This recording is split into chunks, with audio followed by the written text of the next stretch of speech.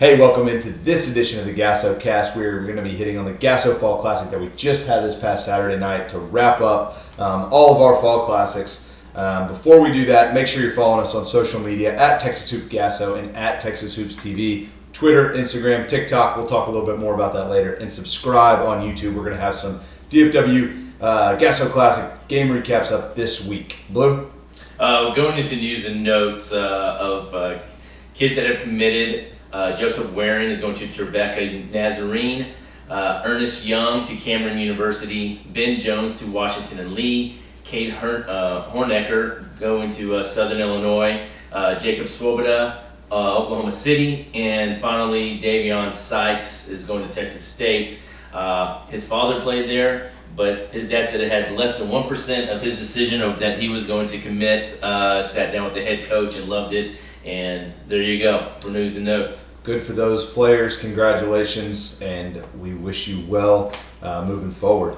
Okay, so when we get in this GASOCAST particular, we're going to kind of have a rhythm to it. We're going to talk about teams in general, then we're going to go to one-liners about some teams, and then we're going to jump into the players and do some quick hitters. So with teams that stood out, the first one, 9 a.m. right out of the gate, Richland. They were great. Jalen Nettles returned. Looked fantastic. Healthy, and that's the key for this team. They should be able to make a run this year with Danny Henderson, second-year head coach at Richland. With Jalen Nettles, like we said, that is healthy, a big rebounder, got a lot of presence in the middle and can also get out to the perimeter. Mark Rucha that can really run the lanes, catch and shoot, does a lot of great things out on the perimeter, handling. So they have a lot of pieces. And Jordan Granberry, who's going to Texas A&M Corpus Christi, is their catalyst, and along with Kyron Walton, who I really like, that was showing a lot of just perimeter game this past weekend. Yeah, came out of the gate. Their culture is clearly set apart. I mean, 9 a.m. They're all excited. They're getting after it, and Coach Henderson's going to do a great job there.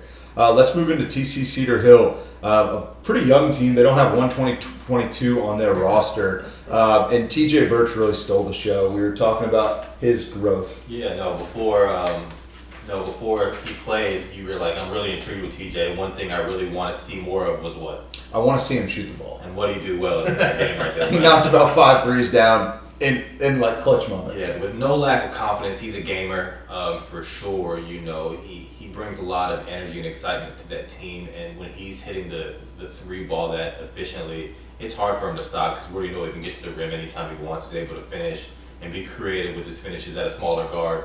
But yeah, no, he was really a gamer and really showed that he's excited and he's added to his game for sure. Some other notables from that group: Reginald Osborne Jr., Isaiah Torregrossa. I've talked about him before. And then Abel Houston kind of stepped out on the scenes and made some plays. Really impressive.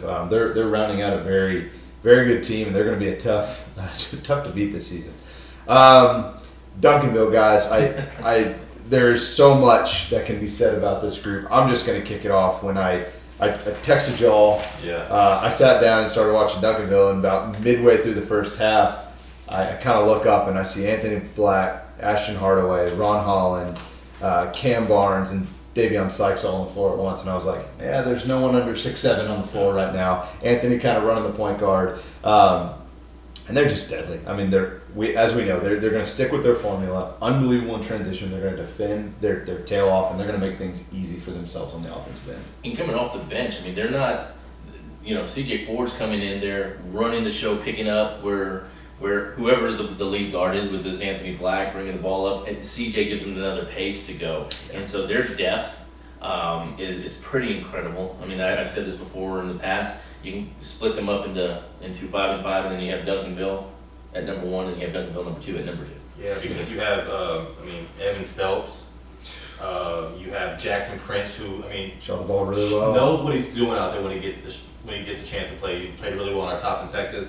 Eric Devings wasn't there this weekend, but like you said, they're Duncanville too. I think the culture that they bought into, they know how to play the game the right way. They have good spacing. They all know what their pros and cons are, and they stick to their pros. Yeah, and they haven't had their full squad there. Like you said, CJ didn't play, and then the time before that, they didn't have Anthony Black. It's just like, it doesn't matter. They're going to roll out, they're going to do what they do, and they're going to be pretty phenomenal at it. And let's just say this: 6'8" starting, 6'8", 6'8", 6'8", 6'7", 6'10".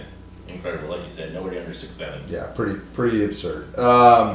Another contender, you got Richardson, the number one player in the state, Cason Wallace, in our 2022 class. He's been nothing short of phenomenal. Y'all have heard me gush about him. I'm going to let y'all talk about him. Yeah, I think this weekend, they got a transfer in with Aaron Carter, who was previously at high school during the TABC event. And I think they were just trying to figure some things out this weekend. And they played a really tough game against Killeen Ellison, which Killeen Ellison is going to be a tough out. But the one thing that stands out to me about that game was tie game. Killeen Ellison has the ball. Cason Wallace gets a steal at the top of the key, throws a no-look pass to Riley Griffin for the win. And you can see Cason Wallace's reaction was, hey, just win. Just win it. No matter what. Doesn't matter if it was a good game for them or a bad game. Just win. And then the second game, they went out and took care of a Mansfield Timberview team that was very talented.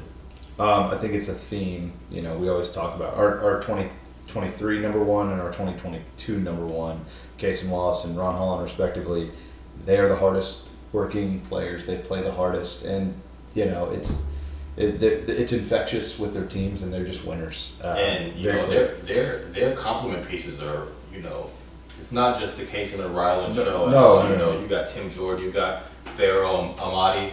These guys are going to have to make big plays for them, and I think they're ready to do so. So I think they're a little more deep than they were last year. Yep. Dallas Faith family. Wow, impressive. They're 4A, but they are as good as any 6A that we saw. They are deep. We know about their guys and TJ Caldwell, Brandon Walker, but then you start going down the line, and you're about 8 deep, and you're like, oh, that dude's a college basketball player. Dorian, Landon Brown, Isaiah Jones, Nate McAdory. I could go Jaden Toppin. He had a great weekend. They're just incredibly deep.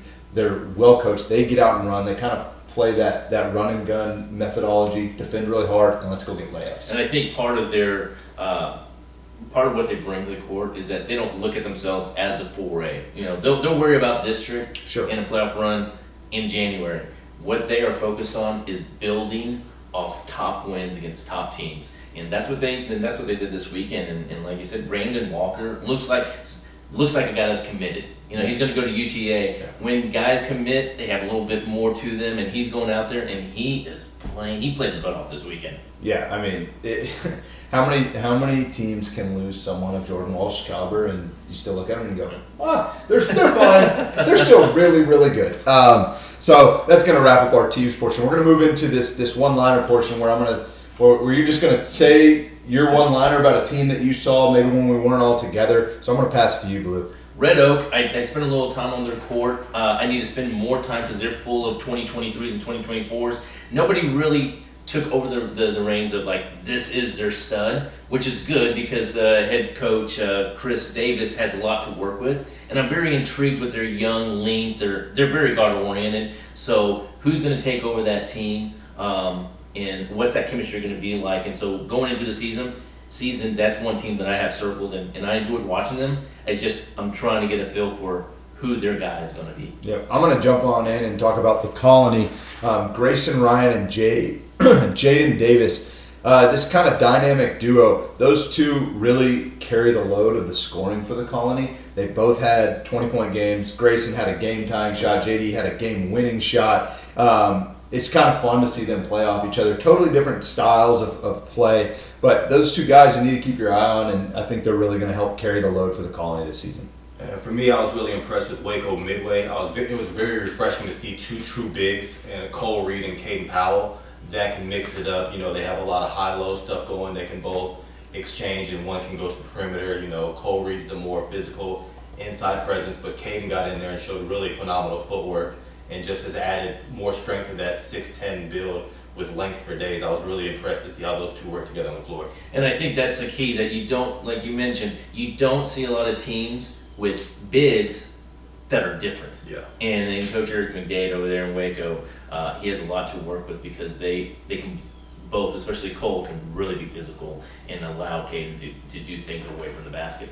Yeah, I'm going to move in and talk about Highland Park. They are a team that needs to be taken seriously. We've talked about them. They're so just aesthetically pleasing to watch. You go watch them. They bury threes. They get layups. If they're handling pressure, They are so tough to beat. And every time I watch them, there's a new guy that I need to write up. This week, you got Colson Messer, Drew McElroy, Luke Hardenberg, of course, has been kind of their centerpiece, has been really, really consistently good. But I just watch these guys, and I'm just very impressed with their balance. You need to watch them a couple times because they're such a balanced scoring group, and their best player could be one of 8 or 9 guys. Yeah, Drew McElroy shot the crap out of the ball when Austin Edmonds. And he's their 6th man. He's coming off the bench. Yeah, and he was just the confidence. There was plenty of it, and he was getting shots off and knocking them down. Yep. I'm going to move into a team that is always going to be on the tip of our tongue, especially just with the culture they have, and that's Lancaster. What I like about them going forward is that they have an identity of playing hard, but I think their individual personalities in each of their top players' games are starting to show. When you look down the line, Cade Douglas, Michael Clark, Dorian Goodman, Ashton Price, and Joseph Mayberry III, these guys, you can kind of see individually what they all bring to the table. So they bought into the culture now, and now you see that they're able to go attack players based on what their skill sets are, whether that's running the floor, whether that's Dorian Goodman taking a charge at the end of the game to clinch a game winner for them, Michael Clark bringing the energy. I think he goes out there knowing he's going to try to catch a body every single time. There was a couple plays that I didn't catch on my camera, but I would turn around and there he is dunking on the kid. So I just think with them bringing the added skill individually and that culture, it makes them very dangerous this season. Yeah, and moving on down the road to Dallas Kimball. Dallas Kimball and Lancaster had a great playoff fight last year, back and forth, even went into overtime. And Dallas Kimball's going to be right there, probably number 2 behind Beaumont United when we do our team rankings. But that team is going to go through arterial Morris, and I think that was evident this past weekend that they're going to give the ball to their best player. But then you have newly committed Chauncey Gibson over there running the wing. He committed to Clemson. He's going to get his opportunity to shoot the ball. DeCannon Wickware is going to be there, man in the middle until Kyron Henderson comes off the football field. I mean, there's just so much to like about this Kimball team, and when Arterial Morris is going to be on, they're going to be really hard to stop. And it's another thing with them, culture and coaching, to where, right now I think they play these fall events to try to get a feel for them. But when you have 4 quarters and, you can define roles and really lock things in, they make them even scarier. They believe. Yeah, I'm going to move into a team that, I have my questions, but not like negative questions. I'm just curious, can they really make noise? And I'm a believer after this week, and that's Richardson Lake Highlands. Trey Johnson, ladies and gentlemen. I think he's ready. In a GASOCAST previously, I try to compare him to like the Ryland and Cason during their sophomore year when they stepped on the scene and made a deep playoff run. I think he's ready to lead. His talent is off the charts, and they have a lot of pieces that I'm really excited about. 2025 freshman B.J. Davis looks like a junior-senior wing out there that runs the floor, is very efficient. You have Kyle Moran, Reed Hawker, Adam Lopez. A beautiful Samson. They got a really nice collective. And you have a legit paint presence in Samson, who every single day looks like he's getting better and better. So I think this team is ready to make noise now in a very, very competitive district and region.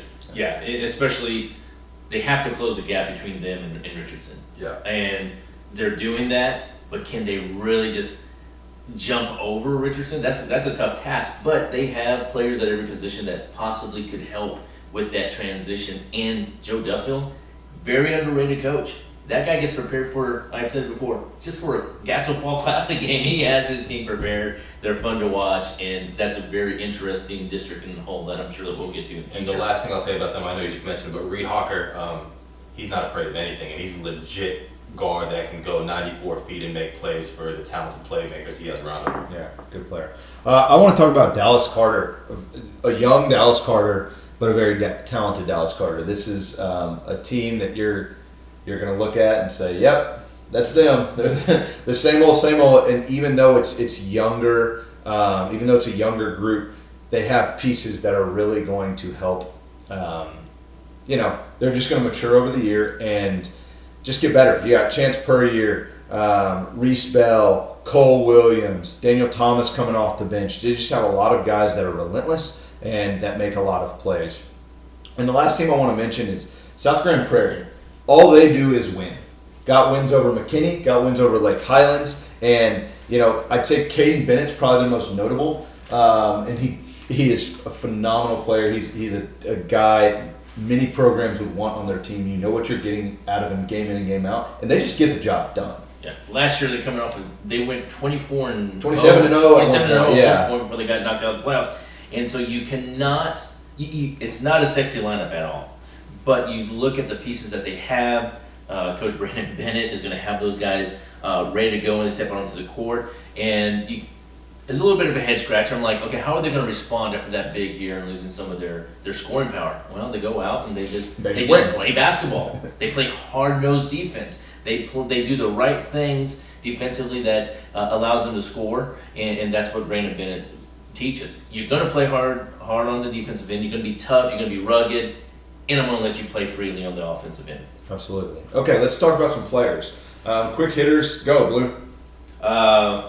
Let me get down there. Lino, Jackson Lino from Arlington, Seguin, kind of stood out, this wiry framed guy that just runs the court. When he gets out into space, he's very hard to stop because he can just take the ball, 1-2 dribble, boom, go pound it, get some rebounds, get some easy lay-ins. Very intriguing prospect for Arlington, Seguin. Yeah, when I wandered over and I watched Kimball, DeCannon Wickware caught my eye. He just fits that. You kind of mentioned they're finding their roles and all this. They all believe, and DeCannon fits that mold perfectly. He's going to get out and pressure. He can guard a lot of different positions at his 6'5", 6'6" size, and then he can get out and run in transition, and then he's a force around the basket. He's going to get a lot of rebounds, a lot of putbacks.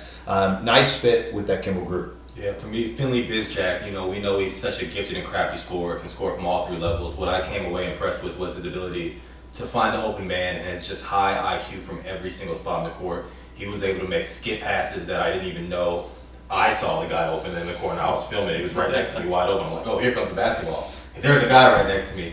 That, his ability to drive and draw to and make the easy pass, I think that his high IQ is going to allow for his teammates to get more confidence and more involved as they go.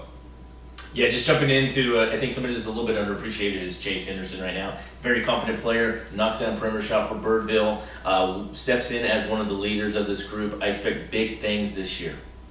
Off the beaten path, I'm going to go Nick Benet, Forney. I wandered over and watched Forney and Carter, and it was a very, very physical basketball game. And this guy stood out. He just made a lot of plays, has a really nice feel for the game. He can raise up, elevate, knock down a shot, and he's just tough. Coach Holloway talked very highly of him. Looking at Nick Benet, and he was like, yeah, that dude can go. So he was really fun to watch, a name that you want to keep your eye on. Another guy, CJ Booker from Arlington, Seguin. When you're a small guard, you got to be able to do two things, in my opinion. That's one, command the floor, be a floor general, and two, shoot it. And CJ did both. He was barking out calls from all over the court, telling kids to go to the corner. No, wait, sit right there. No, you come up here, set a ball screen for me. And he was just able to do everything. He comes off the screen, knows where his shooting spots are, doesn't try to do too much, kind of plays within the flow of the game. But he's going to shoot over 40% from the three-point line as well. And with that leadership, you can feel that team really looks to him as the guy that we're going to war with.